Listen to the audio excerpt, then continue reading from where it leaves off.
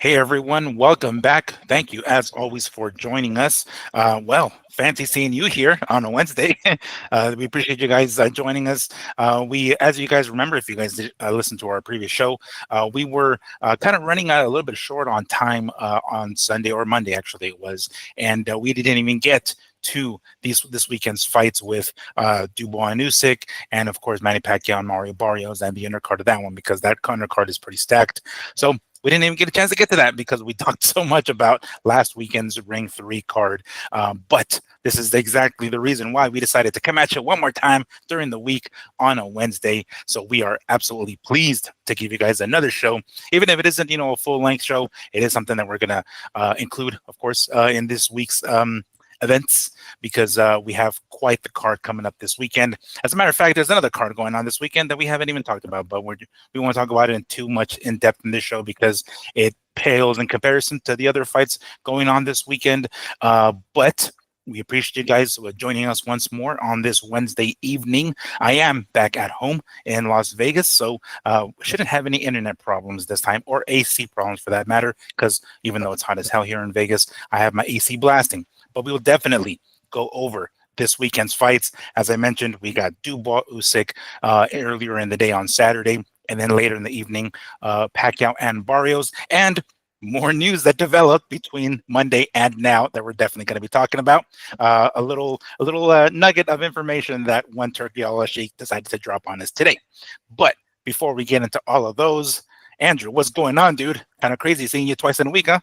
Hey, what's going on, Miguel? Yeah, it's what my wife says we should have been doing for a while.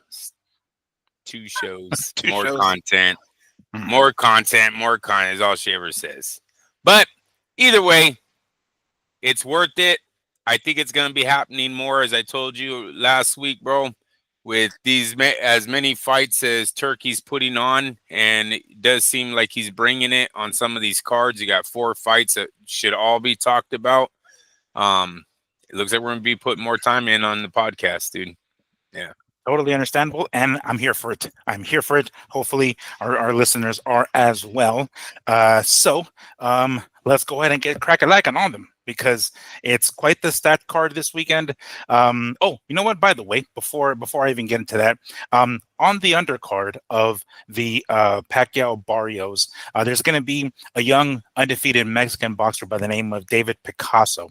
The only reason I'm bringing him up is because he is a 122-pounder that at one point it was rumored he was going to be fighting Naoya Inoue. So rather not that's still in the future, I'm not entirely sure. He's got 30 some odd fights. So this guy is, by no stretch an amateur. He's got some fights under his belt. So figured I'd throw that at you guys because it's worth noting that this guy's going to be on the undercard.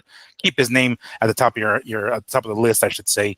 David Picasso, who may in the near future, very near future, fight Naoya Inoue, especially after Inoue himself said he's probably going to stick around at 122 a little bit longer after being dropped in his last fight. But thought I'd throw that at you because hey, I like to bring up these young Mexican boxers coming up, right, and bring up their names and give them a little bit of notoriety. But as we said, we're going to get into the big boys, literally, heavyweights, Dubois and Usyk 2, and then the welterweights, right? We got those guys, that 154-pounders. We got them all over the spot. So, Andrew, which one should we talk about first? Should we talk about Usyk Dubois or go into the PBC card first? Yeah, you should probably stick with what the schedule is going to look like. And I think that means Dubois versus Usyk will be first. Mm-hmm. Very good point. That is indeed correct. So that is going to be earlier in the day coming from, where the heck is it? The UK, right? It's going to be in the UK. Yeah, that's right. Because I was watching earlier today the media workout that they had for everyone. One of the announcers, the DAZN announcers, and I forget his name, black dude with the English accent, right? He kind of jokingly, but kind of not jokingly, like threw a little bit of a jab at Dubois, because when Dubois came out for his media workout, he basically did like 15 seconds of like shadow boxing boxing, 20 seconds. And then he answered a couple of questions in the ring and then booked it. And the announcer was like, hey, is that all we're going to get, dude? Like, these people have been waiting around here for a little bit to see you, bro. Like, could you give us a little bit more? And he kind of jokingly did it like low key, but he was right. I was like, damn, we're expecting, him to be, I'm not expecting him to, work up a whole sweat over here or anything like that, but at least give us a little bit more than that. He was in there and out of there before you know it. So they attributed that to his concentration and his maturity, yada, yada, yada. So definitely worth noting. But one Usyk did come and gave us quite a bit of a nice little show here. So it's always fun when you get to see these guys in the ring prior to the actual fight itself, and especially for stuff like this, like press conferences and media workouts and whatnot. Which, by the way, if you guys haven't checked out our channel, I got some footage of Tim Zoo's media workout that I had. I was fortunate enough to get an invitation to. So by all means, guys, check that out because there's a couple of videos on there. And by all means, give us a couple of follows and likes and all that good stuff, right? All right, so this is going to be, of course, a rematch between Usyk and Dubois. And I don't remember what specific belts were on the line last time, but this time it's for all the marbles. Usyk's got the majority of the belts. Dubois has the IBF belt. So this is once again for the undisputed heavyweight championship of the world, and something we like in the sport, right? We like the unifications. We want to know that there's one legitimate champion in every weight class, and this is definitely what exactly it is. So that being said, last time around, I believe it was the eighth or ninth round where Usyk stopped Dubois. This is the fight that had some controversy because of that low blow that kind of wasn't considered low, and that's kind of the debate part because Usyk went down. The punch did kind of look like it was on the belt, although it did look like it came from under the belt. So depending on what angle you're looking at, I guess that'll depend where your opinion sways. I think it was pretty legit. I mean, it looked like I was on the belt, but Usyk reacted as if it was a low blow, immediately went down, and was given quite a bit of time to recover. That's where the controversy lies, at least, because if that punch was considered legit, well, Dubois is the new heavyweight champ. Whether or not we get to see that again, we'll find out. But he was actually forced time, Miguel. Remember that? Usyk was like, I'm ready. And the ref was like, no, you're not. You're not ready. Just take 5 minutes. It was weird, man. That was kind of weird. I never seen because I swear he tells the ref at least 2 or 3 times that he's ready to go, and he's being told, no, you still need a break. And that's the same ref from Puerto Rico that Juan Manuel Lopez started firing on. Oh, you remember that? Yes, I do. Yeah. They said he had gambling ties or something like that. He's a big time gambler. Now, it all got, obviously the commission proved that to be wrong, right? We hope that all those investigations were legit. But same ref, just saying Lopez probably drunk somewhere in Puerto Rico. Like, I fucking told you. Yeah. like look at anyone watching this. Look at this. What I tell you guys. He has the 8th round. Then he stops it in the 8th. Well, right? he does stop it. He does. Yeah, he does stop it, right? Dubois kind of took his sweet ass time standing up. He took a little bit longer. Yeah, he's a quitter. That's kind of. And here's the thing.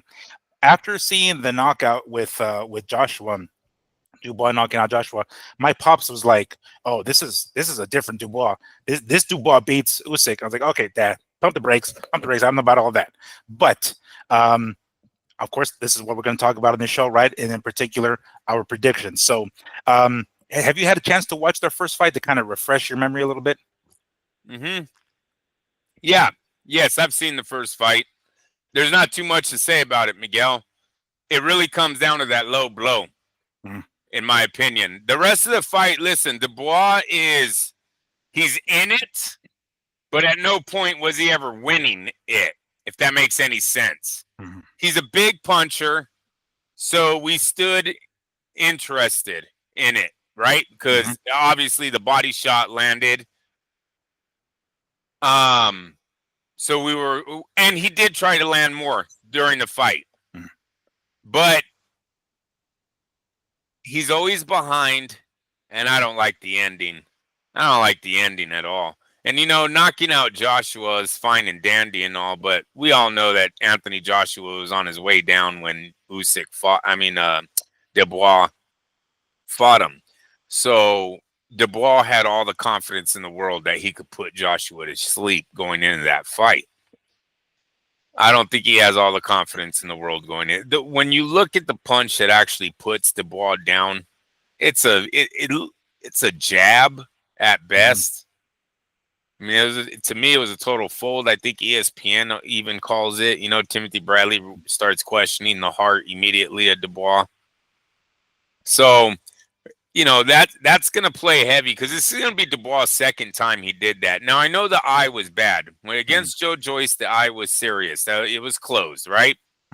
Granted, we've seen it in boxing before, right? We've seen champions fight through broken jaws. We've seen champions drink pints of their own blood, only to go to the hospital and get it all pumped out. But still, the separated shoulders, we've seen it, broken hands. Yeah, the sacrifice that people do in the ring. So I understand it as far as just a normal guy, right? I would never fight with that eye. That's me, right? I'm not one of those men, though, that are supposed to be in that ring, these gladiators, warriors. So when you look at it from that side, he quit. He quit that night. He definitely quit in the Usyk fight. So, I mean, he's very lucky he's getting this rematch. Stick to the body. Timothy Bradley told you in the beginning, I ain't saying nothing new here. You've already seen that it worked. Stick to the body. Let's see what happens. But if this starts going sideways fast, look for Usyk. Dubois to go ahead and take that knee one more time. To look for the door. And this is kind of what I notice just seemed to be people's game plan with Usyk. Usyk is a pretty small heavyweight, right? I mean, that's kind of one of the things that we all doubted. One of the primary reasons we doubted Usyk that he would make it to the top is just undersized. And for whatever reason, guys like Fury who have the weight and like muscle advantage, guys like Anthony Joshua, they try to outbox him. That they don't try to. I remember Fury and Wilder. Like Fury would like hang on Wilder. Like get hanging. Even the Klitschko's, they would do that. They would use their mass. They would use their size and get the dude tired. They would clinch on him and kind of lay on him. I don't see a lot of people doing that with Usyk now. Maybe it's a credit to Usyk that he's been able to stay away where they can't do that to him.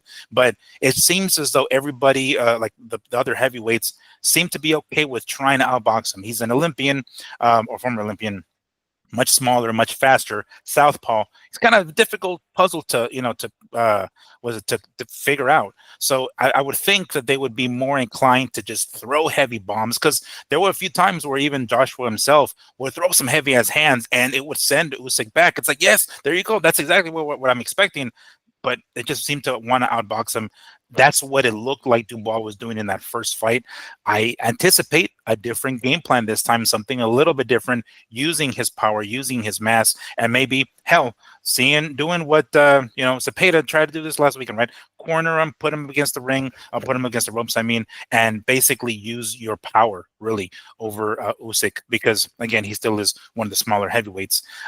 Taking a look at the odds for this fight here, Usyk, of course, is coming in as the favorite at minus 325, and Dubois coming in at plus 240. Does that sound right? 2.5 to 1. Yeah, yes, because they still have the scare factor of the power, right? It's a heavyweight fight. You don't want to go too far into the hole. Could also be gambling. That's moving this line closer.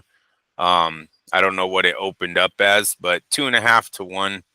Not that bad. That's not that bad for Usyk. They're giving him a shot. They're definitely giving him a shot to win this. Like I said, there's just not too much more to that fight, though, when you get past that body shot. I mean, they had it kind of a Usyk wipeout before the body shot lands. With a few, like I said, punches where obviously these guys are heavyweights, so when they hit, you hear it. So you had a few of those land, right hands, that landed on Usyk. But overall, this fight was a wipeout, and with one controversial punch. One. You hear me? Yes. One punch, dude. made this guy, and the knockout of Joshua. Yeah, you got to give him the Joshua Which knockout. also one punch as well. It's all it takes is that one punch with the heavyweights, right? Heavyweights, yeah, no doubt. But will the how many people are going to watch this rematch is the bigger question. Kind of sucks for Usyk, who's talking about he's on some of his last fights here before he's calling it quits. Possibly this, only one more after this, that it would be an opponent that he kind of wiped out already. It's just one of those, it's going to be on in the morning. Not too many are going to stay home to watch it in America, so the views will be low. It's kind of a bummer for Usyk getting Dubois.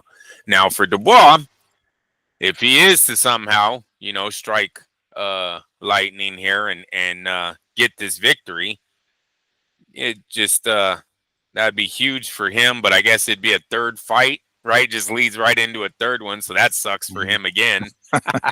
Now the money's got to be good.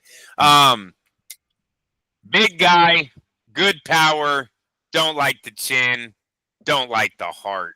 And the heart's the most important thing on a fighter, Miguel. We all know they say you do it, more you do it, the less harder it becomes, right? That goes for quitting too. So if Usyk can put hands on him fast, which we've seen already happen by multiple men, not just Usyk. Yeah, I don't have a good ending here. Not gonna have a good ending for Dubois today. Sorry, I'm done. I'm off the Dubois train. I used to like the kid. I think it Joyce fight. It was an awesome fight. Both men threw down. I remember both were hurt, staggered. He kept coming back. The eye was, like I said, I understood it. I believe I said I wouldn't lay money on the kid after that fight, because he did take that knee. But I understand it. His eye was probably disconnected, or is that what they call it? Right? That's when it gets that swollen. There could be a lot of fluid that detaches the retina. So it could have had some serious eye damage problems that day, right? So I understand it on a civilized judgment call. But when you're crazy boxer, fucking fight with cuts and broken bones and all that, he kind of took the easy way out. Well, I mean, we can look back now and be like, well, maybe he was right, because look where he's at and look where Joyce is at, right? I mean, it's crazy that the way these guys were undefeated prospects, or I guess like contenders, when they fought one another, and it was like, oh shit, this is going to be a hell of a fight, right? And then we saw Joyce winning and expected him to be the one. He just threw Dubois to the wayside, and now it's kind of reversed. Now it's like, damn. It's been a minute since we've seen Joyce, and his most recent fights weren't great. I think he's got like 3 losses in a row, and yeah, he's done. And then we still have Dubois here fighting the #1 dude in the weight class, right? So that being said, you kind of already gave us your prediction, but let me go over the odds specifically for like the props, I should say.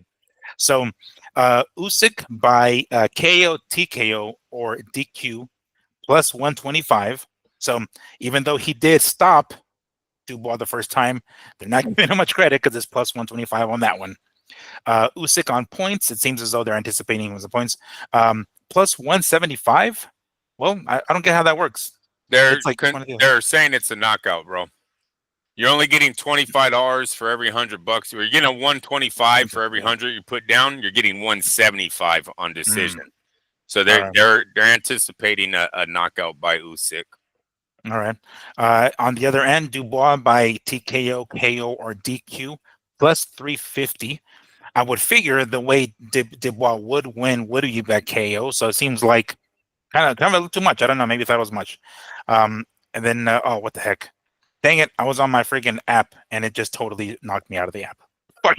But all right. I was literally like watching the app as I was giving you guys the odds. But does that seem like it's a little too much? I mean, it seems like I would think that would be the way that Dubois would win. For it to be plus 325, it seems kind of far-fetched, doesn't it? I mean, I don't know if those odds are. Yeah. I mean, if you look at Dubois' record, the guy hasn't went to a points fight since 2018. He's either knocking you out or he's getting knocked out. But someone's getting knocked out in a Dubois fight here recently. So knockout is the way. if the shot was 2 inches higher, he would already knocked out Usyk, right? Because Usyk's not getting up from that body shot. If that thing was, I guess, called correctly, is that too harsh to say, or just say, if it was 2 inches higher? Differently. It was called differently. Yeah, because bro, I look at the thing. And I was going for, I think I had Dubois probably on a parlay card. You know, me and upsets. It looks like it's under the belt line, right? Like part of that glove went under. It wasn't a clear. Oh, that was all belly button and on top of the belt. So it was. The ref calls it the way he calls it. You can't really argue it. But 2 inches higher, we have a new heavyweight champ. So. That is the bet of the night, is Dubois by knockout. If you're a gambler, if you're looking for, to have a little fun, because it is exciting, man. When you're underdog, you got good money on them. You're going to get a good kickback, and the man is doing what you thought he was going to do. So that's the gambler's bet. The smart money. Well, what is the decision for? I don't know, because your app went out. The app, it literally kicked me out. It booted me out as I was getting to the props for him winning by decision, and it's like just spinning and spinning and spinning here. So let me go ahead and have a bone to pick with BetMGM app. If you're listening, BetMGM, get your shit straight with your goddamn. I literally had to, like earlier, maybe I need to update the app. I don't know. Earlier, I opened up the app and I was like scrolling, and then it just stopped scrolling and it stopped responding to my finger moving. I'm like, what the fuck? I had to like basically restart my phone, which is what I just did. I'm waiting for the damn thing to update. But so I don't know. I don't know what the decision is or what it would be, what the odds are for Dubois to win by decision. Then that doesn't even matter, because all the gamblers that think Dubois is going to win is only by knockout. I don't think you have too many guys out there that think he's going to outbox Usyk for 12 rounds. Usyk would probably need to be under the weather for that to happen, because I just think technically he's better. He's just more skilled. Dubois, you could see he's always relied on power. He doesn't throw a tremendous amount of counter punchers. He's very much a rock'em sock'em kind of fighter. He either throws his offense or he's receiving yours. So yeah, it's is it free, Miguel? Are we paying for this one, or is it free? We are paying for it. Oh yeah, no, I'm not. Yeah, because it was part of the bundle.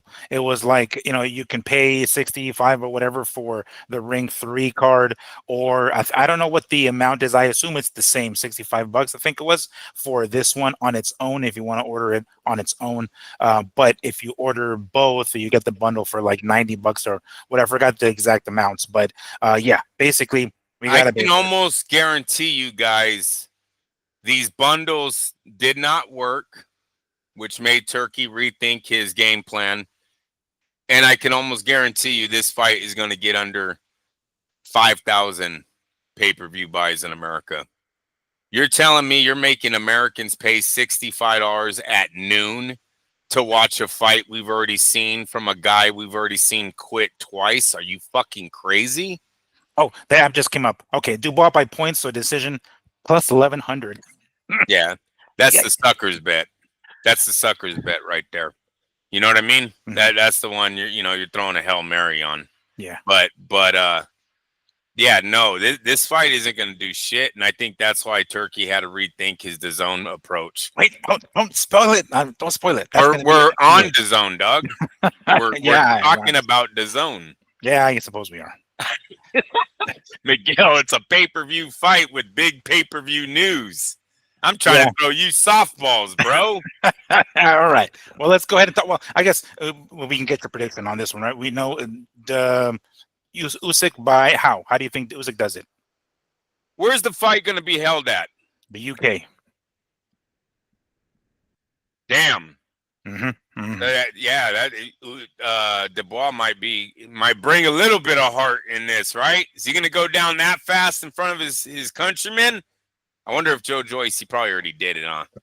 Probably fought Joe Joyce in the UK. I want to say they did over there. I think I was watching his first fight with Usyk. I think it was in the Ukraine or somewhere over there, or maybe it was one of those foreign countries. I don't know if it was UK or not. I don't remember right offhand. But yeah, this one's going to take place in the UK. So maybe maybe Dubois will come with a little bit more, I don't know, fire or something. According to what everybody's saying, Carl Frampton and all those guys who were on the mic talking about, yeah, he's got a little bit more maturity. He's got a little bit more what's the word? Concentration. It seemed like he was really concentrated and really dialed in for this one. So maybe that'll be different, but it is going to be in the UK. He's on a 3-fight knockout streak, right? All good opponents. So he is going in. He's fighting in hometown crowd. At least he should have a lot of fans there. I'm gonna say he goes 8 rounds again. I think he's gonna still get stopped mid-round. I don't see him going the distance. He just doesn't look like a distance type fighter. It's either he's and especially in this last one with the Usyk, they kind of called Timothy Bradley was really on fire that night because he talks about the body shot going into the fight. He talks about Usyk being hurt in the Olympics by Beterbiev. I think he said Beterbiev dropped Usyk in the Olympics with the body shot, and he goes, Dubois should really stick to the body. And then 7-8 rounds later or when did it happen? The 4th round, 3rd round, 5th. I think it was the 5th. Okay, that's when he drops him, and Timothy Bradley was on again, and then right before the ending of the fight, he goes, "I don't know, Tess. I don't like his body language. It looks like he wants to get pushed out the door." Bink, down he goes. And then it's a jab. He's like, "I told you, Tess. You want to get pushed out the door? Look at that. He's getting pushed." I was like, "Oh my God, you're on fire, bro." But yeah, so I didn't like it, man. And we know that Usyk's a sharpshooter. That's not going. Like a bunch of things has to happen for me to say Dubois would go the distance. Not that he would win, that he'd go the fucking distance. That he would survive the 12 rounds. That he would survive the 12 rounds. That's right. Now we're talking under the weather. We're talking he's not shooting, his usual shots, right? He's the accuracy's off, but it's not going to happen. Too many things happen. The only thing Dubois can do, go in there and beat the shit out of the body. Chin down, hands up, go to toe on the body and see what happens, man. Because maybe you hurt him to the point where his punches stop hurting you, right? So that's about the only game plan he has. It's worked before. Obviously, ESPN pointed it out as a weakness. You almost exposed it. That might as well be your whole fucking game plan. Yeah, and I've watched a couple of videos of I think it was Andre Ward in the ring with Roy Jones talking about the European style. Well, I guess not the ball, but I guess more like the what it would be, Russia, Ukraine, those kind of Kazakhstan, right, where they're very stiff and whatnot, but it's difficult for them to fight inside, and it's one of the reasons why Salido got the victory over Lomachenko earlier in his career, and we've even seen Lomachenko hurt to the body, even though he's disguised it pretty well. So maybe that's some sort of weakness amongst those kinds of fighters, where it's hard to, and again, I was talking about earlier. Dubois using his power, using his strength, using his weight and size, get up in there, crack him in the body, put him up against the ropes, and try to see if you can get him to fold by one of those, of course, legal shots.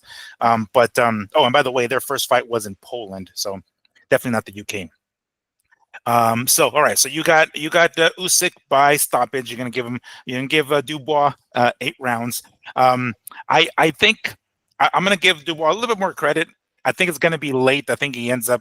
Usyk wins. I believe Usyk is going to take it, but I think it'll be a little bit later. I'm thinking like 9th, 10th, around there, where Usyk begins to really like crank it up in the 6th, 7th, 8th, and then by like 9th or 10th, he's going to end up taking Dubois out. I don't know how exactly. He might get him up against the corner. He might stun him the way he did against Fury, and then the referee's not going to hold up. Not give him no standing count. Like, go ahead, finish that motherfucker, and that's what we're going to end up seeing. So my prediction was it. Yeah. Go ahead. I'm sorry. That's right. That was it. But my prediction: Usyk by TKO.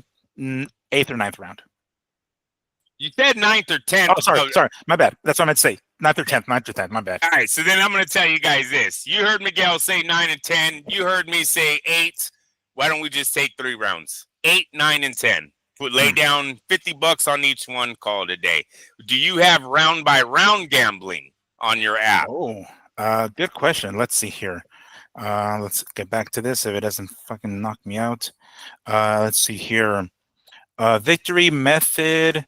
Will Usyk be knocked out? Yes or no? Will Dubois be knocked out? Yes or no? Or knocked down? Will both fighters be knocked down? Yes or no? How many official knockdowns?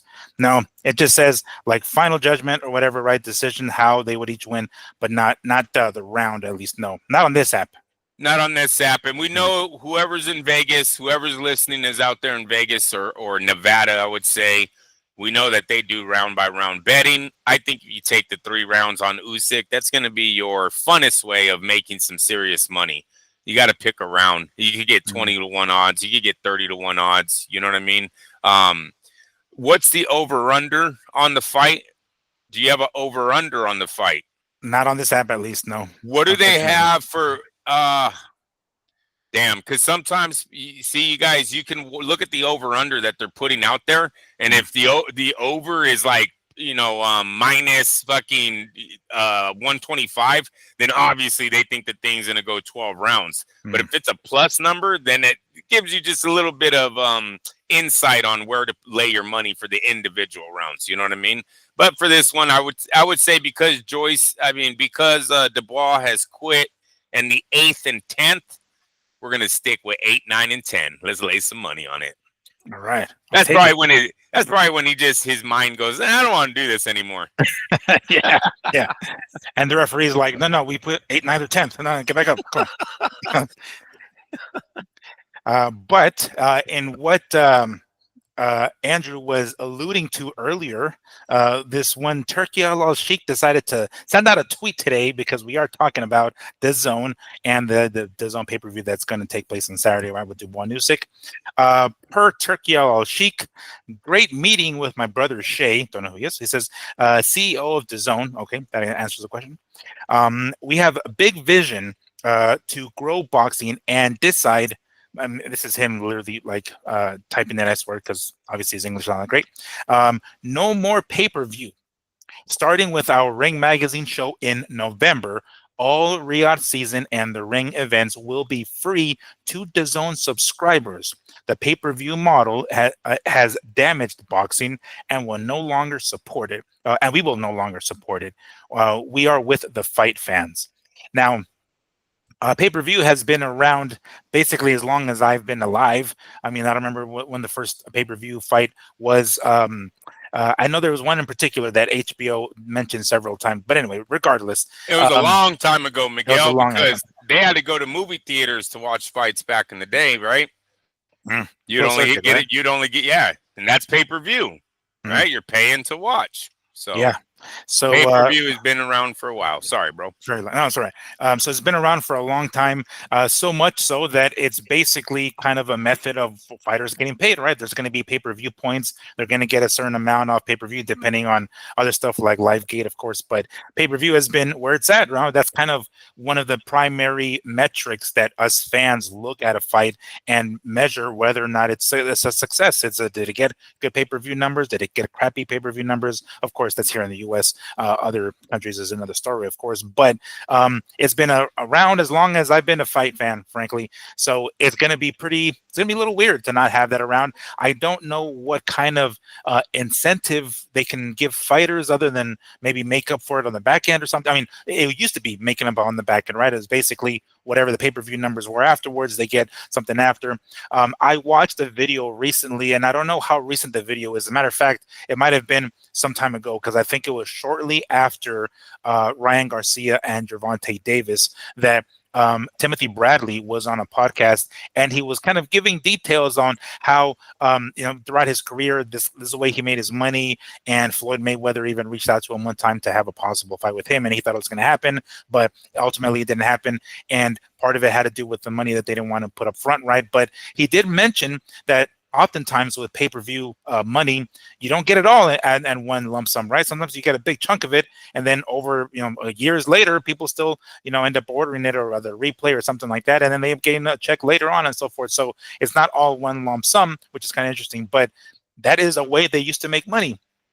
Now that's not going to be the case, so I'm assuming there's going to be some sort of compensation. Is it just Turki Usyk adding an additional zero to their guaranteed purse? I don't know how that would work, but Andrew, what was your first impression when you read this news?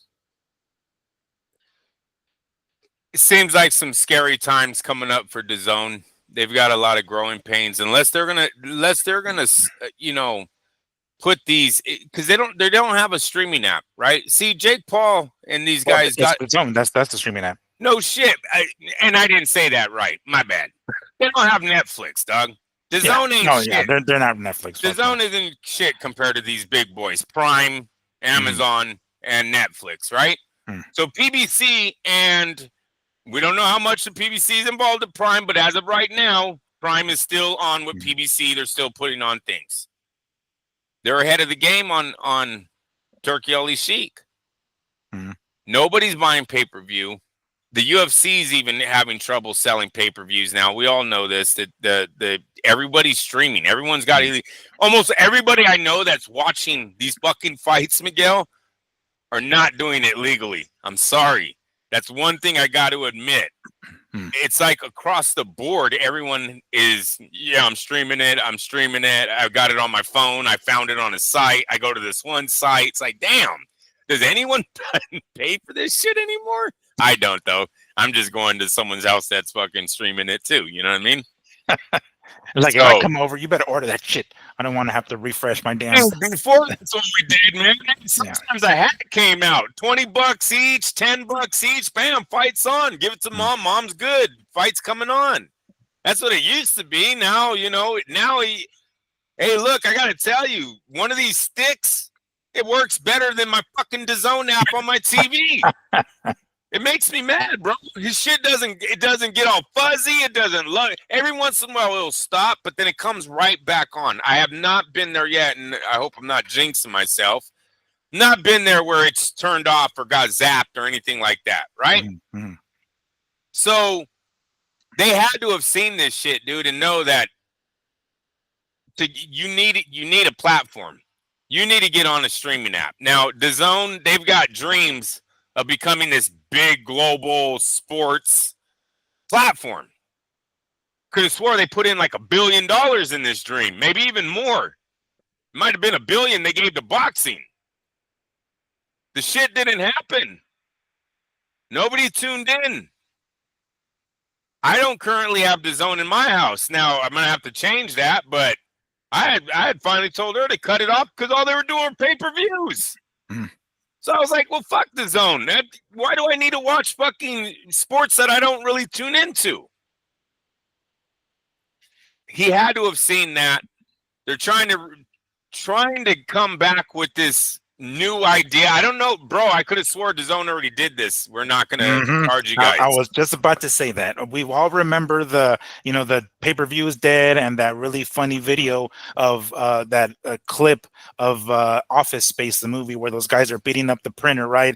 And like their faces are covered with like Canelo's face and Daniel Jacobs' face, and I think Michael Buffer, and they're like beating up this printer, right? And the printer says pay-per-view on there, and it's like, oh shit, pay-per-view is done, right? This is how it goes. And they had a couple of fights with Canelo, right? Canelo was on there with Rocky Fielding and all those other ones, and I think it was also Callum Smith, the ones they fought. So they had the cash cow on free streaming, right? I mean, to the subscribers, if we had to pay, of course, but no pay-per-view, I guess is my point, as I'm trying to say. So fool me once. Shame on you. Fool me twice.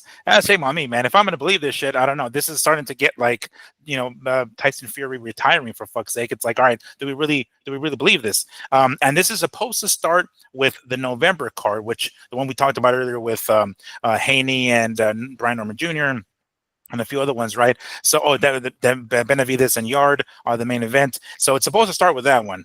All right. Well, it's going to be, I think I'm going to be in Saudi Arabia. So are people going to wake up early in the morning and tune into it? I certainly will because I can, but I don't think others will.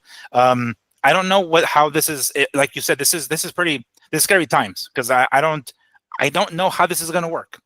They've tried it once. They kind of dropped the ball. It didn't work. They went back to pay-per-view, and now they're going to give it another try. I don't know what they're going to do differently. Oh, and one thing you mentioned, this is DAZN, right? It's not no fucking Netflix, but they do have Canelo and Crawford on Netflix. Again, it's not DAZN, but there is some sort of connection there, right? There you go. Yeah, exactly. No, good point. That's a good point, Miguel. I don't know how. If we're gonna have to see if DAZN's name's attached to that that fight, because it could be, if you're not a DAZN fighter, Turkey don't have to put you on DAZN. If that's the case, then that's it. We're getting into a little better territory here, because now he can move some of these fights to bigger platforms. And DAZN, you're fucked again. Sorry. Sorry. Yeah. You're going to be getting a lot of B fights. Yeah, you're going to get a lot of competitive darts or whatever the fuck else they have on that damn. I think they recently started airing some the soccer games, right, from the CONCACAF tournament or whatever it was that took the cup recently. So they had those games on, or I'm sure plenty of people, because soccer is a global sport. So they had some of those guys on there, huh? From what I read, what I was told, like I'm going to act like our other guy. Yeah, inside sources and my good sources inside tell sources. me. Yeah, and good ones. Close to the TV industry. Yeah. Tell me that it was football, NFL, that really saved DAZN in countries that don't air it. They bought into DAZN right away because they had gotten some contract. Real side note, Al Davis used to do side deals with all countries that didn't strike deals with the NFL. Oh, no shit.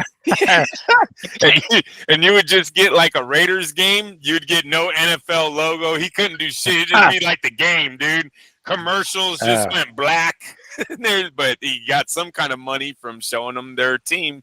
But yeah, so there is interest, even though it's probably too expensive to buy into the NFL. Supposedly that's what kept DAZN's doors open, bro, was because you got to think soccer. Yes, soccer is probably more for America, but all the other countries where soccer is number one, they don't need no new TV platform. They probably got soccer on all their TV already. You know what I'm saying? Like, what do you think? Who are you guys? Go somewhere with your bullshit. We've been running this thing for years. So I don't know if soccer actually saved them in the Europe and in Latin America, where when you brought football, the NFL there, and they didn't have these kind of games on TV. They bought in way more. So thank you, football. But I don't see this being I don't see this staying long. I don't, because Miguel, like you said, now the big fights, Crawford and Canelo, they're on Netflix. DAZN would have to start. What happens when they fall into a situation where they own the biggest fight in boxing, and now both fighters want $200 million, or one guy wants 150 and one guy wants 50 million? It's a $200 million pot, and all you have is what, $20 subscription fees coming in per month, and you need $200 million before the bell rings. That's where that's where this thing is going to get interesting, because commercials, we all know how football, NBA, college, how they do it, right? They sell commercials, right? DAZN really don't have commercials. So are they? Maybe they're gonna start, right? I mean, that's because we did see when on that Netflix card with Serrano and Taylor, they aired that damn Levi's commercial with Beyonce for fucking, like, I don't know how many damn times. Like, they just kept putting that thing in heavy rotation. So Levi's clearly had some money in it, right? I mean, for their commercial to be airing as much as it did. So you had mentioned it earlier, like the soccer part was really more so for America. Is this maybe like some sort of attempt to because right now the whole point of re-out of season and ring card fight cards are to bring people or tourism or whatever to Saudi Arabia, and that's why one of the reasons most fights are over there. Do you think this is some sort of like this whole no pay-per-view here? Is it an attempt to recapture the U.S. audience? With this DAZN in particular, with them now having the fights, having the soccer that you mentioned earlier, that was really more so for us. Does this seem more like that? Like they're trying to recapture our audience again? It's either that or he's laying the foundation down for his TKO bullshit boxing series that's about to start on DAZN here, where he has to pay all the guys $700,000 if they're a champion. That kind of pay scale works for DAZN's platform. I think Turkey will sell those checks, no issue, right? Write those checks with no issue. So now you're bringing a fighter's pay scale pay scale. Geez, I was trying to say that backwards. Huh? Pay scale down, and is this going to be their excuse? Well, look, these are the numbers, and we don't really have a lot to work with here. So you guys signed up, so it could be the foundation for TKO, bro. Is they're downsizing. They're downsizing because you can't show too much money, right?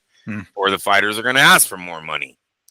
So I'm going to lean towards that's where I'm thinking about right now, is that this is more, DAZN is going to be more for TKO, the series, and these big fights with guys that are already established that aren't with TKO and will not sign with TKO because they're already fucking millionaires, and TKO will not make you that. They will stay on the bigger platforms, and he'll keep working those deals.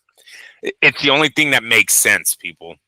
The other one doesn't make sense. The other one, he's not writing checks for free. This isn't a popularity contest. You know what I mean? He's not just, I just want boxing to be number one. Get the fuck out of here.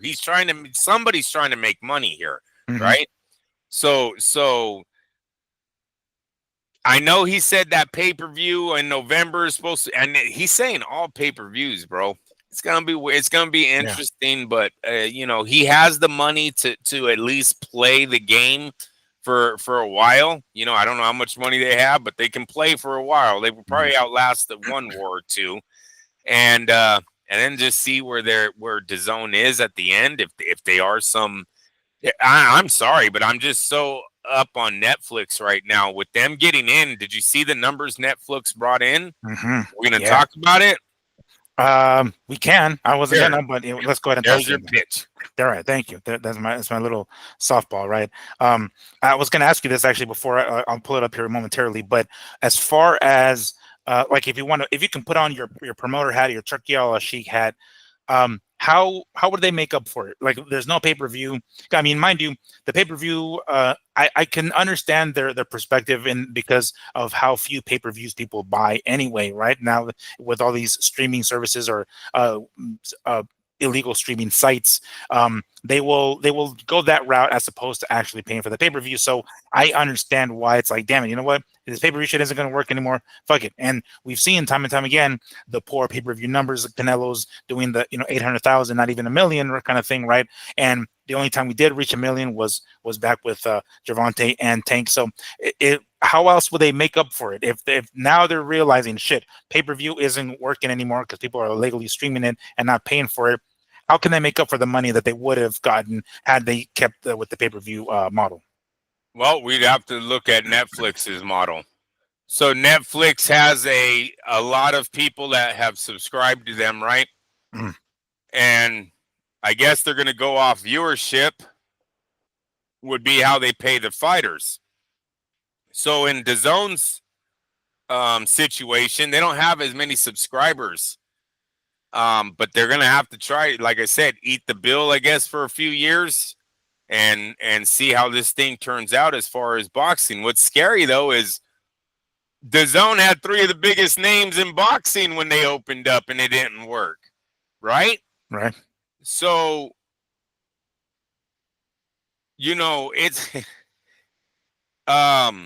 I'm guessing that they're going to try to become Netflix, which is just extremely hard because sports isn't Netflix. Sports brings in a lot of views, but some of the sports that run America already have platforms. Some of those already being on Amazon Prime. And does Netflix do any NFL? They might even do an NFL Thursday game on Netflix already. You know what I mean? Like NFL Thursday night football, Sunday night football, Monday night football. All of those have been on different platforms. And then Sunday football, the morning, you'll have those on your regular local stations, right? So football has many platforms. I think Netflix might already have one for there too. That's Miguel. It's streaming. We know it's streaming. Everything, even movies, almost went totally that way. They've kind of pulled back to going back to going to movie theaters to watch it. But remember when Netflix started like dropping almost new released movies were being dropped on there because they were being watched by so many people. Adam Sandler struck a deal.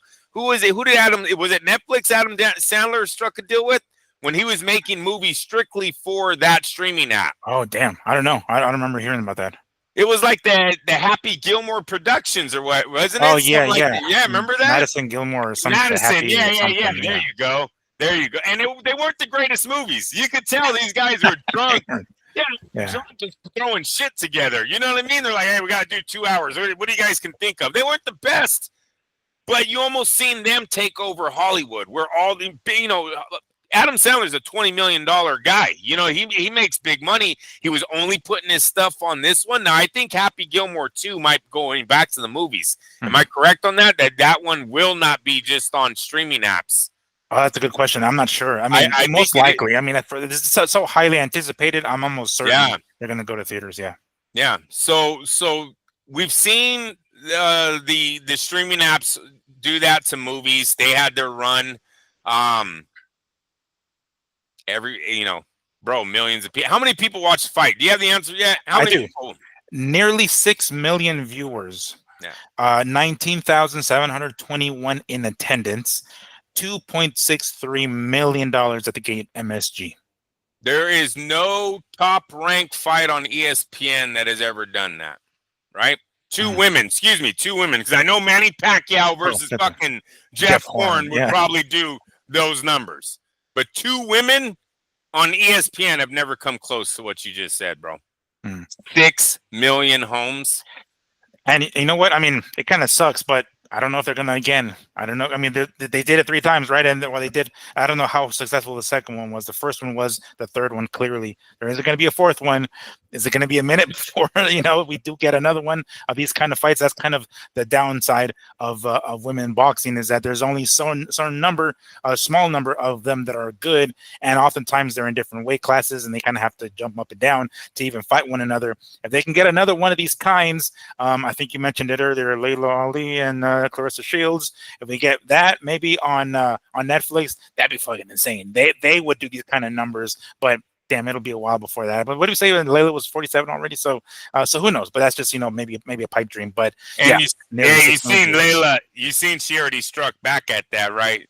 Well, if Tyson can do it, did you see her little tweet today? Or no, I didn't see it. No, today or last night. Yeah, she's already talking about. Don't talk about my age if all these other guys are performing so late on their careers. Pacquiao, she's talking about Pacquiao coming back, Tyson fighting. So it clearly seems like Layla wants to come back to the sport. All right, so they did 6 million views. They did 2.63 million. You sent me that one on.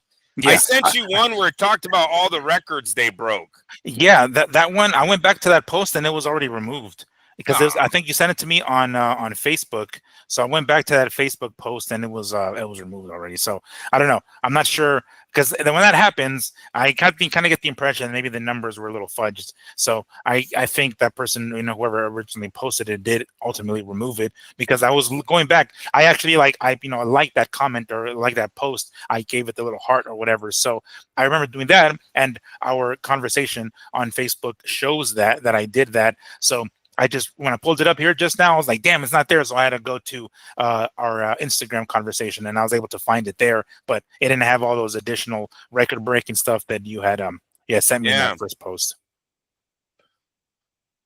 I'm even reading some of the comments on here, but point is, it did what it did on fucking Netflix. That's ultimately what the point we're trying to make. Yeah, they said it was the most viewed sporting event that night, I believe. We'd have to look that up, but I mean, those are things women's boxing has never had. That is so huge for them, That shows that there's a market there. Now, is it Crawford and Canelo market? No, obviously not. But is it fucking 100 times better than what ESPN was about to offer them? Probably, because if Netflix is interested, there's something there now. 6 million homes in one night. You can sell that. You could probably sell that to some companies that want advertising. It's just a matter of being able to, do it again. Is having that lightning strike again? Like what other? I mean, besides what we just mentioned, Layla Ali and Clarissa Shields, what other women boxers are going to be able to pull those kind of numbers? I mean, hopefully they see this and they think, oh shit, all right, cool. Well, these chicks are, a main event in the card. Fuck yeah. So next time we see, women on the main events, we're going to tune into Netflix and see if they can get those same kind of numbers. Whether they do or not is another story, of course, but that's kind of my point. Like, I don't know if they can do this again. I don't know if they can pull it off. It took these two women extremely special to get it done now. Nobody knew Amanda Serrano 2 years ago. Unfortunately, I'm not, I hate saying that when she's a 7-time champ, but she was no Lucia Riker, Christy Martin. She was no Ronda Rousey. You know what I mean?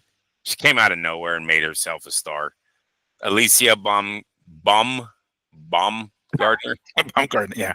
That's good enough. All right. She has the potential. She has the charisma. She has the physique.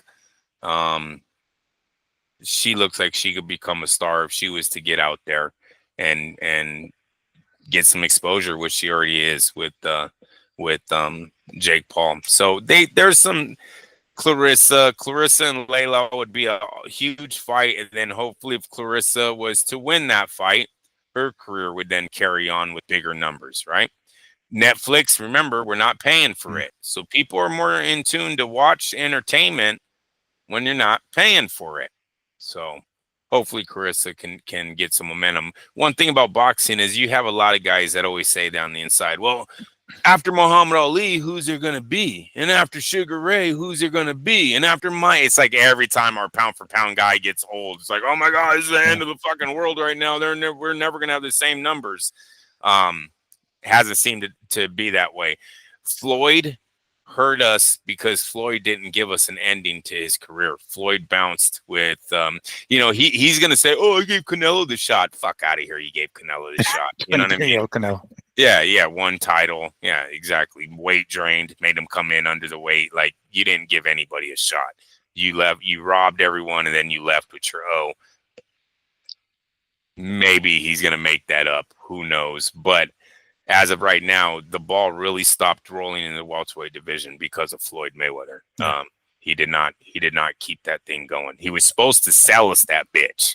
He was supposed to sit down with the casinos and go, who's your best motherfucking opponent and your highest price? Let's go. Yeah. Not Andre Berto, please. No. Yeah. But it's kind of funny that you mentioned that, because we kind of had a similar conversation about, Turkey having this fight, having Canelo Crawford on Netflix, because we're like, damn, they've lost money. If there would be one fight that would be able to make it up, it would be this one on pay-per-view, and they decided not to go that route. So we kind of already falling back into the trap. It's like, well, after Canelo Crawford, well, who else then? Fuck, we're kind of already falling into that trap, at least with this. No, I don't think so with the men's boxing, bro. I think if you put men's boxing on free Netflix, you will get audiences every Saturday night, guaranteed. Boxing is there's a lot of closet fans, right? Guys, I'm telling you, it's a rich man's sport, and motherfuckers did not like paying for it, so they would sit there and they act like they don't like this shit. Even though every time there's 2 undefeated motherfuckers in the ring, all y'all are back at my house. Yeah. What the fuck are you doing? Y'all sending me a text. I didn't like this shit. Soon as Floyd signs, all of a sudden I get a phone call. You think he's gonna win, bro? I'm like, what? I thought you were done with him. First off, I thought we weren't doing this shit. He was, shut up. I'm just saying, does this guy have a shot? Like, come on, they're closet shut fans. Up. Are you gonna order it or not? Fuck. Yeah, exactly. They're closet fans. I think you give them the shit for free, and we have legit fights on there. Damn right, we're gonna be making some noise on Netflix, dude. It's gonna be just HBO all over again, but with bigger numbers because of telephones. Sorry, HBO didn't have telephones. You couldn't stream Netflix at the party. Dude, I got a tablet and a phone right here. Give me 2 fights. I have them both on. You'll be getting both of my numbers, right? Especially if it's not a pay-per-view. DAZN, where you can stream both fucking, pay-per-view on 2 different devices or anything like that. If it's going to be Netflix type, oh, damn. Or even regular DAZN for that matter. If it's regular DAZN, I think their limit is 3 devices, if I'm not mistaken. I could be wrong there. But regardless, if it's something like that or Netflix, you could be giving birth. Your wife could be giving birth to her child.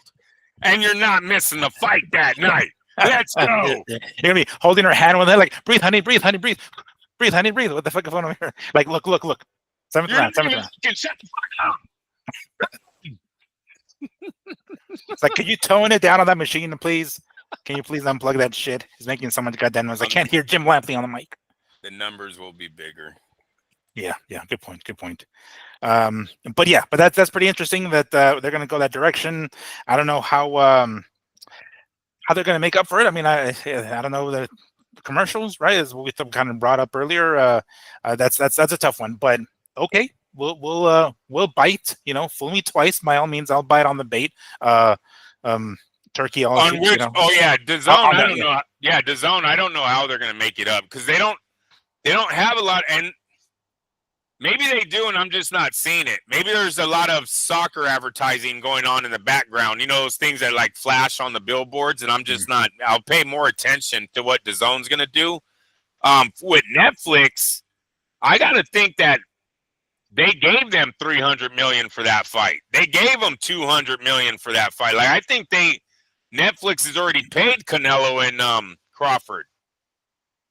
How could they come in for anything cheaper? Mm-hmm.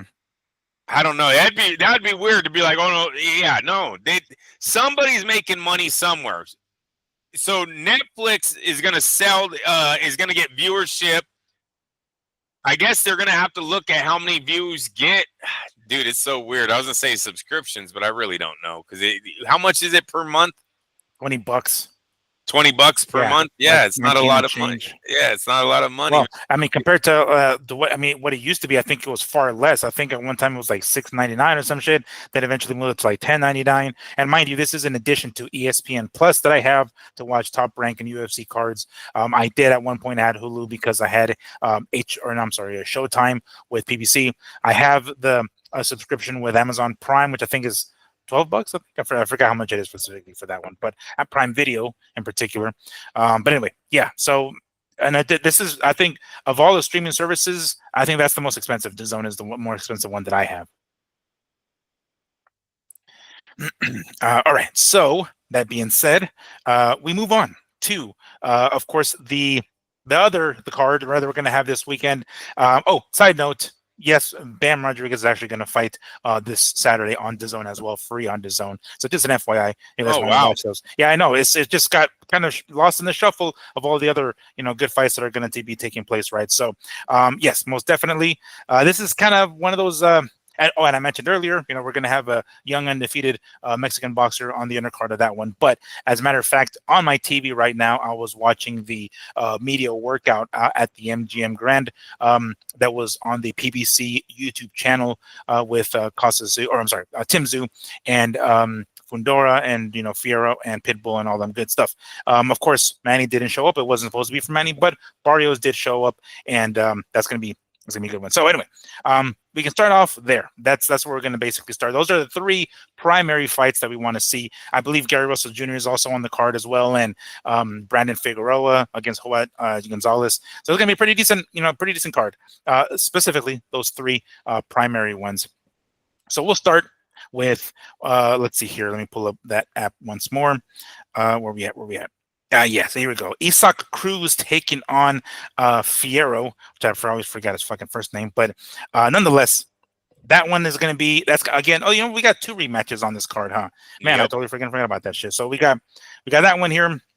Where we at here? Angel Fierro. That's what the A stands for. So, did you watch any, or did you watch that one to kind of refresh on how that fight went down? It was quite the slugfest. I forgot what pay-per-view card that was on, but it was quite the slugfest. It almost stole the whole damn show. But Pitbull Cruz ended up coming away with the victory on that one. It was a close one because it did look like there were a few times where Fierro kind of tagged him and kind of stunned him real quick, and Pitbull Cruz, being in his buzzsaw type of fighting, just kept coming forward and ultimately got the decision. Are we going to see a different fight this time? I don't anticipate it, but are we going to see a different type? Well, Pitbull Cruz, I don't think he can change his game plan at all. But Fierro, maybe, are we going to see a different fight from Fierro? I don't know why we would. Both guys are face-first fighters. That's what they told us going into this one. That's what they delivered. It was a competitive fight. Nobody got dropped, right? Everybody, right. They got hurt, but no one got dropped. That's what gets Fierro his paychecks. So if I was him, I would not start boxing Saturday night. with that being said, I mean, it would probably do him justice to move a little bit more. Right. You know, the first 5 rounds of that fight, 6 rounds is what lost him the thing. It was only a 10-round fight. Hmm.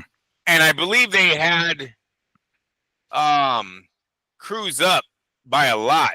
And then all of a sudden they give Fierro like the last 3 or 4 rounds. You know, I can see it that way. I hated they got on my motherfucking nerves with all the Viva Mexico and Barrera. This is Barrera. It was just so forced. All of that excitement was just so fucking forced. That Marlo, oh, he's so annoying, that whole telecast. I feel like the rematch is being forced. I'm sorry, I'm gonna say it. I feel like they're forcing it. It wasn't controversial. There was no booing. There was no booing at the end of that fight when they announced the winner. Don't know how Fierro got this rematch besides TBC just needing an opponent for Cruz and Marlo screaming. I mean, in round 3, he's like, this is a classic. Like, shut the fuck up. 9 minutes has went by and Cruz has won every single fucking round so far. Every single round. Yet it's a classic? Stop. Stop. It was way fake. Way fake. I'm going to go with Cruz again. I don't know who Fierro and how Fierro is. I didn't have him winning the last fight. I will not have him. How do you say his last name? I know I just fucked that up. How do I That's say right. It's Fierro. Fierro. So, nah, dude. Maybe I'll learn your name if you are to somehow pull out this victory. But you took a lot of shots. You did take the punch of Cruz. I'll give him that. He had moments of landing punches, but on a back foot the whole time, just being pressured. And yeah, I'm not. This isn't Barrera Morales to me. I'm sorry, it just isn't. No, definitely not. It's. I mean, I think you've used this this analogy before. It's like the poor man's version of XYZ or whatever the heck it is. Maybe that's giving him too much credit, you know, because these guys, as far as accomplishments go, by the time Barrera Morales fought one another, I think they've accomplished quite a bit already. When they did it, which is what made the fight. The countries loved them, bro. Yeah, their countrymen loved both of those men when they got in the ring already. I don't even know who and hell Fierro is, and you're over there calling it, this is Barrera Morales, Viva Mexico. Hey, dude, he says some of the corniest shit during that telecast. I can't even remember. I wanted to start writing them down, but it started irritating me. That guy really irritates me when he gets excited. Fake excitement. I hate that, man. I hate it. Don't sell the shit. So yeah, that's going to be, I don't know if that's going to be the fight that opens up the pay-per-view card, but it's obvious why they threw it in here, right? It's kind of how for as sloppy as it was action packed. Their first fight, they were throwing down, right? So I think that is kind of what they were aiming for this card as well. They're like, all right, cool, let's toss these 2 motherfuckers in there. You know damn well they'll get, you know, they'll set the table real nice for like the other fights. So I have to assume that's one of the reasons why they tossed this one in there. So taking a look at the odds for that one, let's take a look here. Usyk Cruz minus 600. Oh my! Damn. And Angel Fierro plus 350. Shit. So that's a typical underdog right there. That minus 3, that plus 350 is kind of what the line is for guys that they don't give a shot. They don't like going really higher than that because when they get it wrong, then they're writing nothing but free checks, you know, big checks. So they don't like going higher than I shouldn't say it that way. Most of the time, that 3.5 is what you're going to see on most dogs in the game. So they definitely have this guy as an underdog. Don't see him winning. And that minus 600, Jesus, you know, $600, you guys, to win $100. Yeah, no, that's what I thought about that when I pulled it up. I was like, damn, they really anticipate that motherfucker winning, because that was, of course, that's the next part of the question is, you know, your prediction, who wins it and how. So give it to us. Give it to us straight. I'm gonna go Cruz again with the same victory. Now, is this a 12-round fight this time? Oh, I'm not sure because when I pulled up the fight card, it just shows super lightweight, 140 pounds. But besides that, it doesn't specify that it's any title eliminator or anything like that. So I don't think so. At least that's what it popped up here when I googled it here real quick. But it doesn't appear as though it'll be 12 rounds. It doesn't look like it. No. Then that benefits Cruz. You know, if it's a 12-round fight, he needs to calm himself because in the eyes of the PBC, he probably loses if there's 2 more rounds in that their first fight. You know what I mean? Yeah. So the 10 rounds will favor Cruz most likely, like it did in the first one, and they both took tremendous shots. I'm gonna just say it's gonna be same exact fight, dude.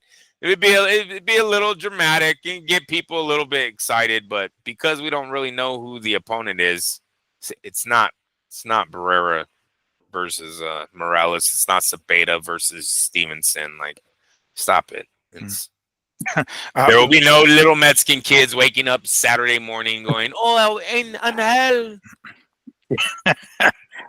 So one of the websites that pulled up did say it was 12 rounds, but I think it's an MMA website, so I'm not sure if they know. I mean, it's kind of they're kind of like old school. This particular website called Tapology, they've been around for a hot minute, so they know their shit. But I don't know if they know this. But anyway, if it is 12 rounds, do you kind of change your prediction a little bit, or still not? Yeah, I would give Angel a little bit more shot pulling out a split decision. Yeah, man, because obviously he did get Cruz tired enough to where they made it a close fight, right? They gave the PBC the avenue of giving him 4 rounds, I think, in a row. In a 10-round fight, that's a pretty big swing. Yeah. So, yeah, no, definitely I'd give him more of a shot to win because he was putting on the more combinations, right? He wasn't just going balls to wall where Cruz is just fucking hooker all day, you know? And so, yes, it would be a little bit more interesting if it's 12 rounds. Yes, sir. All right. I kind of lean in that direction as well. I think Cruz is going to take it. I don't think Fierro has it in him to switch up his game plan. By the way, when I went to the Tim Tszyu media workout, I was talking amongst the people there, some of the other media members. One of them mentioned that I will not reveal the name. That Fierro was a little chubby the last time he saw him. He was like, this guy was pretty fucking bad. Like he kind of went up a little, blew up quite a bit in between the last fight and this one. So yeah. You know where else you could see that? In their fight poster, bro. He's a fat dude. He looks like a average guy coming off the street in the fight poster. Taco vendor. Yeah, man. Putting the fucking East LA fucking hot dogs with the bacon and shit. I definitely agree with that. When you look at both of them on their fight poster did not look like athletic at all. They really don't. All right. So let's hope for both of their sakes, but Fierro in particular, that it's a 10-rounder and not a fucking 12-rounder. Because, I mean, unless he's going to come in and, I mean, shit, to the point where I'm even doubting whether he'll even make the fucking weight. That's like pretty nuts, but it does happen. Fighters. So maybe that paycheck from that first Pitbull fight was just too damn good, and it's like, let's go ahead and live life a little bit. Can't blame the dude, but and now it could potentially hinder his performance in the rematch. For that one. Oh, side note, I'm going through some of the odds, right? And I mentioned earlier some of the other fights that are on here. Brandon Figueroa versus Joet Gonzalez. Diego Pacheco is going to be on the card as well. He's going to be taking on the Trevor McCumbee guy. I don't know where it falls in the pay-per-view, or is it still like the early prelims, like the free preliminary fights? I don't know, but he's on the card. Hey, shit, I didn't even realize that. God damn it. Not bad. It's not a bad card. Yeah, like to the point where I just might actually buy the fucking card, Right. Right. That's tempting. That they're stacking them pretty good. I mean, for as few PBC cards that there are, when they come around, it seems like they're wanting to stack them quite a bit. Okay, so where are we at here? All right, Tim Tszyu, Sebastian Fundora.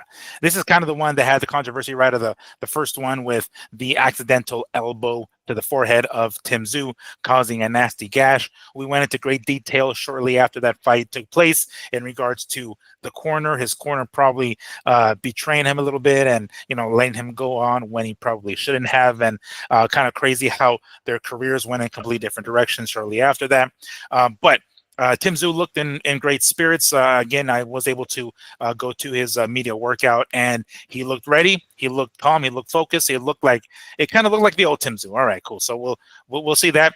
Whether or not we'll see a different Tim Tszyu, I don't know, because mind you, yes, that first fight was a short notice. Now there's more preparation on Tim Tszyu's side, but also Sebastian Fundora's side. So both these guys are now going to have plenty of I guess material, plenty of time to prepare. I did see also Tim Tszyu's sparring partner, who was a tall motherfucker there. I was like, oh shit, these guys are ready. And a southpaw on top of that. So I anticipate Tim Tszyu being a little bit more ready this time. Whether or not Fundora it's taking a different approach, I don't know. But we know Fundora's style. We know that those uppercuts, those freaking left uppercuts, are coming in, and I won't be surprised if those uppercuts still land on Tszyu, because we've talked about it before. The head movement, right? That's kind of one of the primary things that he's lacking. Let me go ahead and pull up the odds here. Fight results, right? Tim Tszyu is the favorite at -165. Sebastian Fundora being the underdog +125. Let's keep in mind, Fundora is the champ. He had a belt, he had two belts, and I think he let one go because his mandatory was Xander Zayas. He decided to not go that direction, so I believe he gave up that belt, but kept the other belt. I want to say it was the WBO that he let go. He's still the WBC champ of that weight class, so he is the champion coming into this fight, and he's the underdog. What do you think about that? You said he's +125 though? Let me see. Yes, +125. So it kind of seems like there's nobody betting on that fight, because they're giving both guys, they're giving you positive money back. They're giving +165 for Tszyu. No, he's a favorite, -165. Oh, -165. I thought you said +165. Minus ones. That is weird, because you know what? Styles make fights, man. And Tszyu, like you said, Miguel, his head movement makes him the wrong style for Fundora. A young man has a lot of leverage coming down on those punches, man.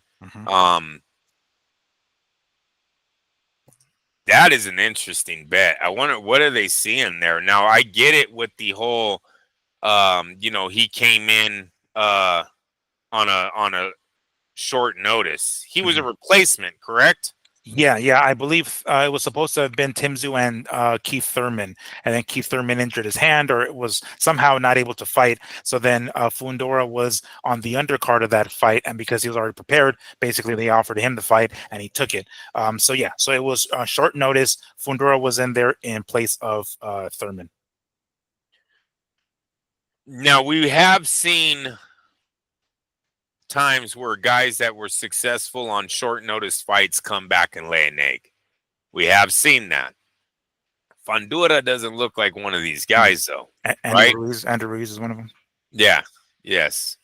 What we seen with Fundora was he was a champion or ex-champ moving in as a replacement. It was actually a bad decision by Tszyu and his team to take on Fundora as a replacement. You really never see that in boxing. Most of the time, the replacement is going to be, some guy like Rocky Balboa from the neighborhood. Yeah, some club fighter. Yeah, exactly. So that was a bad call, I would say, on Tszyu's part. I don't know. It kind of blows my mind that they have him the favorite. I lost so much confidence in Tszyu on that last fight. He looked so one-dimensional, so beaten. Where I feel if Fundora starts getting those leverage shots on him again, he's going to put him in that mindset of his actual last two fights, correct? Are they back-to-back losses he's had? No, so he did have one fight. I forgot who it was, but he did have Joey Spencer. He fought Joey Spencer, and he mopped the floor with Joey Spencer. So yeah, good knowledge. Good job, bro. That's like I think around a fan, because I remember him fighting one more before, but I was like, I knew the guy's name. So he fought Spencer and he beat him. He stopped him, as a matter of fact. So that's when everybody was like, rah, oh shit, Tim Tszyu's back, right? But yeah, it was the loss to Fundora, then to Bakram, I can't pronounce the last name, Maratas or something, and then the victory over Joey Spencer. And now it's Fundora. Huh. Yeah, I don't like it. I don't know. Joey Spencer doesn't give me the confidence boost to put him back in ahead of Fundora. I think Fundora stays stays high and lands those punches from the outside from that mountaintop all over again. Now the cut won't be there, but I think he beats Zoo clean and fair. You know, just because unless Zoo's been doing some defense we don't know about, and we're going to see a little bit more head movement in this fight, well, then more power to him. But going in, I like the height, the reach, and the power of Fundora to stop Tim Zoo in the late rounds. Give me 10, 11, and 12. I think Zoo goes down again. Damn, all right. Unfortunately, this app doesn't give me rounds, but it does give me, in this particular case, the method. So Tim Zoo by KO or TKO or DQ specifically, so it's the method, right? Plus 175 on that. Tim Zoo on points, plus 250 on that, so decision. Fundora by KO, TKO, or DQ, plus 400. Fundora by points, which is a decision, plus 300, and they have the draw plus 1400. So that's the bet of the night is Fundora. Yeah, I haven't even heard the main event yet, but I can tell you that plus 400 that looks so juicy right there. Mm-hmm. Yeah, no, that's totally understandable. That when I saw that, I was like, oh, really? Because I'll go ahead and toss my prediction in here. I remember watching that first fight, and I've seen it several times since, and it was pretty obvious that the second that cut happened, it changed everything. Prior to that, it looked like Zoo was in control. If there's no cut this time, I suspect Zoo will have a much better outing, enough to win the decision. I think he's going to go the decision. I don't know if he'll still stop Fundora because, again, Fundora was a late replacement, so it wasn't like Fundora was prepping for Tim Zoo anyway. So maybe that was one of the reasons why Tim Zoo looked good in those first couple of rounds until that cut happened. But if that isn't the case, I suspect Tim Zoo should be able to take it. I don't know if he can stop Fundora, but it did look like, and again, I'm not trying to be the snitch or anything, but it looked like Tim Zoo was practicing on some stuff that looked like, okay, this dude's looking for the KO. He's going to try to stop Fundora. So it looked like that was the direction he was going to go. That's what it looked like, at least. From the shadow boxing and hitting the pads and everything, I'm like, oh, it kind of looks like he's going this direction. But whether or not he actually stops Fundora's end of the story, I don't think so. I think Fundora's tough enough, smart enough, can clinch enough if need be when he's hurt to be able to survive. So I think Tim Zoo takes it, but by decision. I don't think this one is going to be. They're going to be more cautious. I think after that first fight, I'm not sure if these guys are going to go in guns blazing the way they did the first time, and especially with Fundora now having a belt, he's going to probably hold on to that motherfucker as much as he possibly can because other bigger fights are on the horizon, like Virgil Ortiz Jr. and others, of course, Xander Zayas even in the future. But I'm going to go that direction. I think Sue takes it by decision. Nice. All right, so that takes us to the main event of the evening. That's my best Bruce Buffer impersonation because he's nothing compared to Michael. So Mario Barrios, the WBC welterweight champion, taking on the rapidly aging but making a comeback Manny Pacquiao at 46 years of age. I believe that's what it was. This is going to be the main event of the card. This is kind of it doesn't have that same feel of the old Manny, right? I mean, I've been to a lot of Manny Pacquiao weigh-ins, a few of them with Marquez and a few of them with actually I went to the first fight of Pacquiao and Morales, as a matter of fact. So you see the I guess the buzz of the crowd. You see like the anticipation and the excitement and the real like superstardom of Manny Pacquiao, right? I'm not seeing it here. Obviously for obvious reasons, he's kind of on the way out, right? It's not. I've heard a lot of people talk about how the crowd really like lost their shit when he dropped Thurman. They're like, oh fuck, Manny's back, kind of thing, right? Even that was several years ago. So I'm not feeling that same kind of like, damn, this is it's supposed to be a big fight, right? The welterweight championship, WBC, Manny Pacquiao's in the fight. I'm not feeling that same kind of vibe. Well, for obvious reasons, right? The obvious reason is the pricing, the price. The man's 47 years old.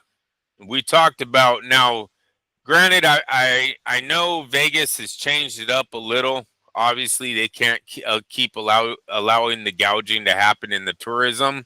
So they are starting to do things. Valet is free again. You're seeing more breaks for locals. You're seeing more temporarily free. Temporarily, it's yeah, over the not, summer. but they're trying. They're trying, guys. Summer there. It's the summertime, right? They know people want to travel. So they're trying to do things to bring the pricing back down. But this is something we had talked about on the show was this new Vegas, this more expensive Vegas, Experience Vegas. How was it going to affect the blue collar man going to? Dude, I'm telling you something. When I used to go to the fights, I'd go to the airport. If it was a big Manny fight, that fucking airport in San Francisco would be packed, dude. In Oakland, be packed. Filipinos, everyone going. But you know what? We weren't talking about doctors and lawyers and freaking. We're talking about regular dudes, right? Dudes that had regular jobs. They were going out to Vegas to watch him, spend all their money, everything they had just to go to a Manny Pacquiao fight. You know, regular street clothes kind of people, casuals. A lot of those guys can't afford this right now. What's going on out there right now? You know, the things that you're hearing and.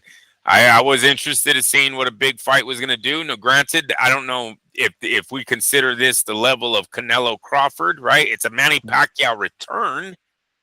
So you would think there'd be some kind of buzz with his loyal Filipino-American fans. Not just Filipino. He had a very big following of Filipino-American fans, right? Where are they at? Forget about guys flying 17 motherfucking hours to come see a 47-year-old. Where are the guys that only have to drive in? Where are the guys that only have to fly an hour in? If they don't show up, Vegas has a problem. They have a problem because these fights are very expensive. To get Canelo versus Crawford in Las Vegas wasn't a cheap penny, right? Mm-hmm. That's a lot of money. And you got to have a turnout of a lot of people to make back this money that you go in debt. So, you know, it'd be interesting to see how many Manny fans do show up at the end here. I was hoping for a good number because it's Pacquiao. Not the fact that he's fighting Barrios. Just the fact that you could go to Vegas with the boys one more time. One more time. Especially if you did it in the beginning, right? It's like you get that one last guy trip. But maybe they don't show up. Maybe 47 was a little too old, bro. I'll tell you what, Miguel, he don't look good on the photos.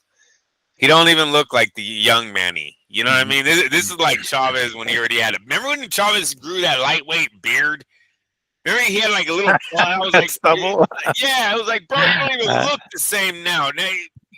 Total old man shit. Manny kind of has that going on right now. Just way too many wrinkles, like me. Way too many wrinkles up here going on. You know? Where it takes away from the fight because you kind of know the dude's pushing 50. He's fucking 3 years away from 50. We don't really hear this kind of stuff in sports. Forget about just boxing. You know, there's not too many major league professional sports, bro, where a 47-year-old could make a comeback against a 20-year-old. If you think about pitching to batting, if you think about NFL football tackling, you see a 47-year-old running a fucking seam route down, you know what I mean? Running a cross pattern and beating these 20-year-olds, these 26-year-old men. Fuck no. So how are we gonna do this in boxing? We seen Mike Tyson try to do the little exhibition. The man almost fell down going into the ring. I gotta keep saying it because it was very embarrassing. That was embarrassing that he had a fucking knee brace on and then tripped. Walking to the ring, then not doing anything athletic at all, looking like Joe Biden. Yeah, tripping up, going upstairs. Yeah, one of those things. But this is boxing, and you can't be behind on the scorecards, and one punch changes that, a la George Foreman and Michael Moore. He was 42.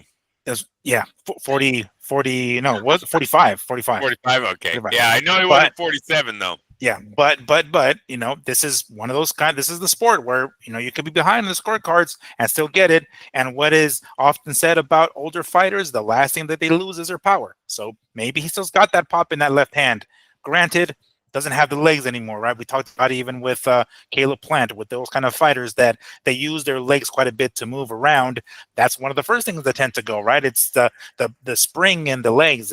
He does have a big old set of fucking calves, so I'm sure he's gonna have some pop, or at least some strength in them. But whether or not he has that same spring, doesn't look like it, obviously, right at this age. That's going to be one of the things that is most likely going to be his downfall. He's not going to be able to get out of the way of the shots the way he used to, change angles the way he used to, and I think he's going to be more of a sitting duck for Barrios, because he's not going to have the spring in the legs. Now, again, we're kind of seeing it with Lara. He doesn't have the legs to run around anymore, so he has no choice but to stand and bang.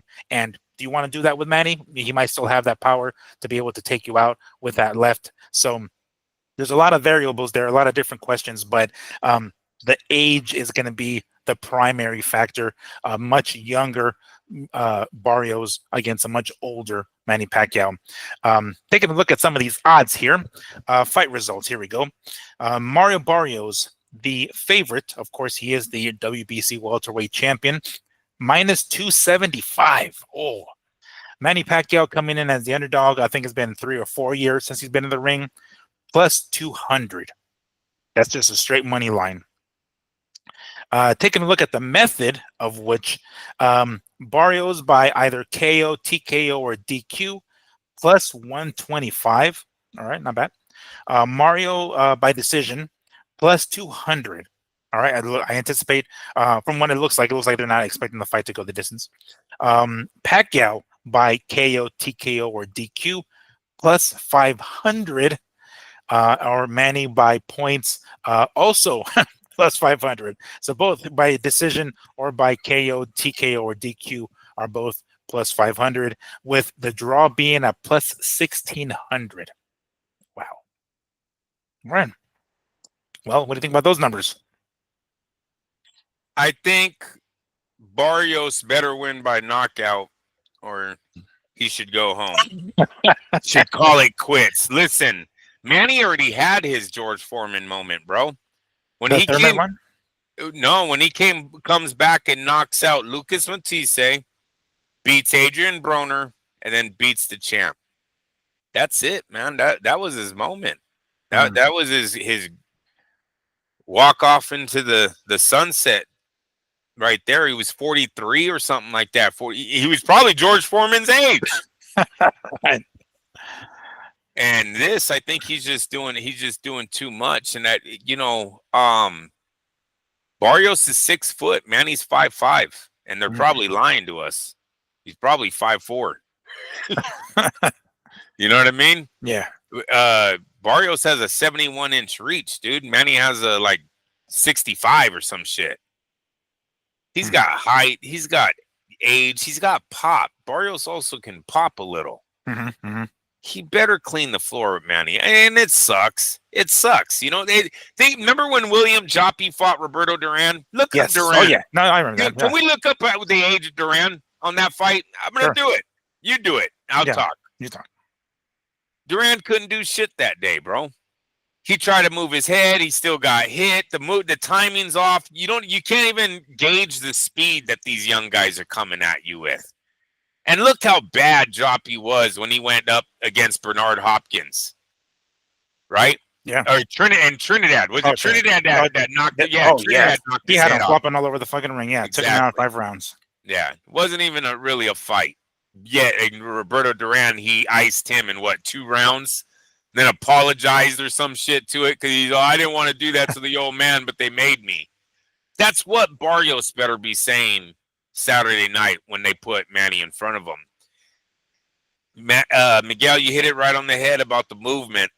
It's the first thing that goes, and it's really what Manny relied on his whole career. And without that movement, his power at 147 was not as great as it was when he was rising through the weight divisions. So we can't really give him the power factor in this fight. He has some pop, because wasn't Matisse a TKO on the eye, if I'm not mistaken? Didn't Matisse quit because of his eye? Yeah, something like that. It wasn't like he was knocked out cold. Like Ricky Hatton, right? Yeah, it wasn't right, it wasn't one of those kind of, yeah. So yeah, so Manny's power is limited. He's literally lacking in everything else that he needs to win the fight: height, reach, speed, and power. Youth. Damn it, I missed it. Age. Yeah. What the fuck? Okay, I'm gonna scratch. This is the best. I'm just kidding. I got a parlay going here. I think we're driving to fucking Reno, bro. Who's on a trip? All I need is what I'll do. I'll do a $20 bet. I'll do a $20 parlay bet. We'll do big boy. What's the tall guy? Fondura. Oh, yeah. Fondura to win by knockout. And do Barrios to win by knockout. It's got to be good money. It's got to be good money. To answer your question earlier, Roberto Duran was indeed exactly 47 years old. Just there like you go. Mr. Nice. Manny. Nice. I know a lot of people like to make the comparison. They're like, oh, Sugar Ray Leonard came back and he did, he beat Marvin Hagler.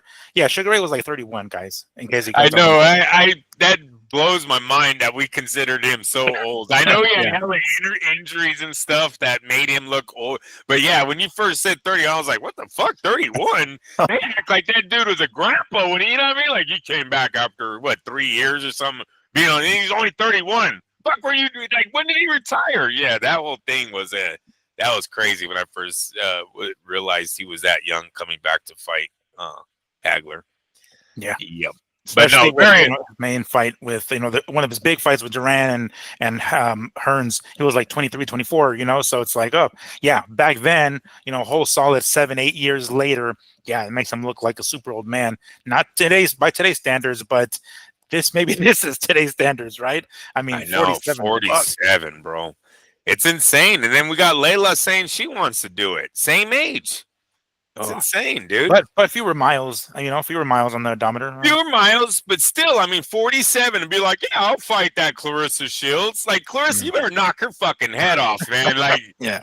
You get one knockout, it better be against grandma, because that's legit grandma. You know what I mean? She's there, dude. Even if her kids haven't had kids, there's many 47-year-olds that are grandmas. You know what I'm saying?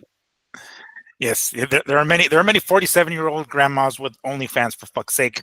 I'm pretty sure, there's a professional boxer here. If you're gonna make him look old, you do it by knocking him the fuck out. I know. I better start saying 47's young. That's right around the corner. Right. Wait a minute. What am I? I'm killing myself here. Wait a minute. Damn it.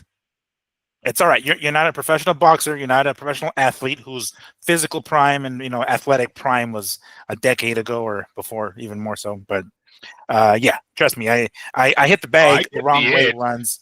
Huh?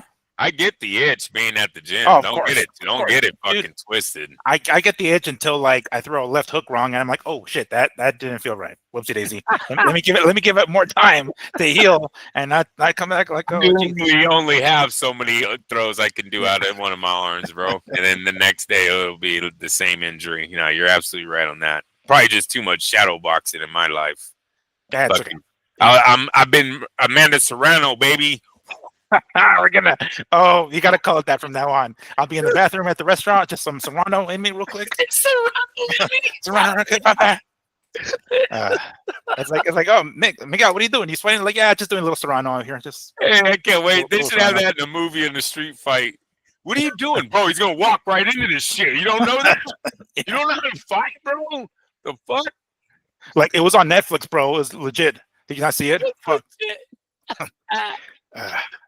You looked like you looked at me too. When you looked to the side, you're looking at me. Yeah, it's a damn shame we can't do it on the fucking screen though, because I'm gonna start looking at. Oh, I know. I can play it back. If they were side to side, that'd be cool. Yeah, look at each other. Oh Jesus Lord. So that being said, Andrew, go ahead, give us our prediction, man. You already told us, but who takes it? How do they do it? I'm gonna just go with I'm not gonna go around with this one because they're giving us good odds on just a knockout. Mm-hmm. So I'm gonna say Barrios gets a major boost in his career Saturday night and gets a stoppage win over Manny Pacquiao. I think it's gonna be a mercy call on the corner, maybe. It'd be a Chavez like. Remember when Chavez at the end, he was just like, you know what? I made the wrong decision. Can we go home? Yeah. Like, his corner was like, just fucking stop the fight. We're going home. You know, even though it wasn't in the corner, you know which one haunts me at night, which one wakes me, keeps me up at night? Morales. That last fight with Pacquiao. Fuck. Yeah. Seeing that and seeing him just chill there and be like, nah, just looking over his corner. Oh, I was like, no, Morales, don't do this to me, shit. that one hit me good. That one hit me good. So we might get one of those. We might get, hey, and oddly, it was against Pacquiao. Holy shit. Maybe we come full circle and Pacquiao will be there like, that's enough. Call it a day, guys. I do think I think the same way. I think Barrios is gonna stop Manny. I'll try to go out on a limb and say a round. I'm gonna say 9. I'm gonna say about 9 because Manny's got some gas still in the tank, right? I think it's gonna be enough to get him through the early rounds, and especially if maybe there's an element of like too much respect where like Barrio comes out and doesn't immediately try to mop the floor with him, but kind of like takes it easy, and then as he starts to pick it up, I think he'll end up taking him out. I'm gonna say 9th. I don't know if he'll quit on his stool per se, but I would say Barrios by that. So going by that route, Barrios ends up, taking out the legend in Manny Pacquiao.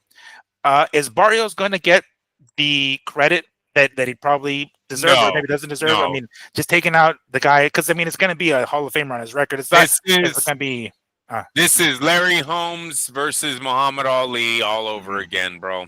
This is actually going to hurt his career. It'll give him a boost in pay. He'll get a boost on the resume when they put him on a little build-up show. That'll look fine and dandy. But with diehards, no.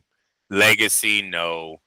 That's all going to be, come on, bro. No, not even legacy. Because, mind you, a lot of these guys that are fighting right now that are coming up, they're not going to have the Hall of Famers that we had. They didn't have the guys passing the torch to some degree. Floyd didn't do it. Maybe Manny's going to do it. He fought 6 years ago, bro. Damn. What is it? 5 at least. It was 2019, I believe, is the last Manny's last fight with Ugas. Oh shit! Was it? No. God damn. What? Oh, look here. Let me see. I hate when I say things off top of the head. No, because I remember being in 2019, but wasn't that Broner? Wasn't that the Broner fight or I don't know. About to find out here. Oh yeah, 21. I'm an asshole. Oh, okay. 19 when he won the title. Hey, gotcha. 4 years ago. Still 4 years. Yeah. Still 4 years. Yeah, you're like, yeah. That was just the other day. that was like 6 weeks ago, bro. What the fuck you done? So 4 years ago. You know what I mean? It's still a lot. So no, I don't think he gets that much credit from diehards. Like I said, his career will get a boost as far as he's gonna make more money in his next fight because he has the Manny win. That'll look good on the build-up show, right? It'll be look good to the casuals. Especially if he gets a knockout when he does it. You know what I mean? But you got to go back to like what I just said about Larry Holmes, Ali, and Joppy versus Duran. Those guys really didn't get career boosts from those 2 victories. That's true. Yeah. Damn. All right. It's kind of a lose-lose for Barrios, huh? He wins, he won't get the credit. He loses, it'll look even worse.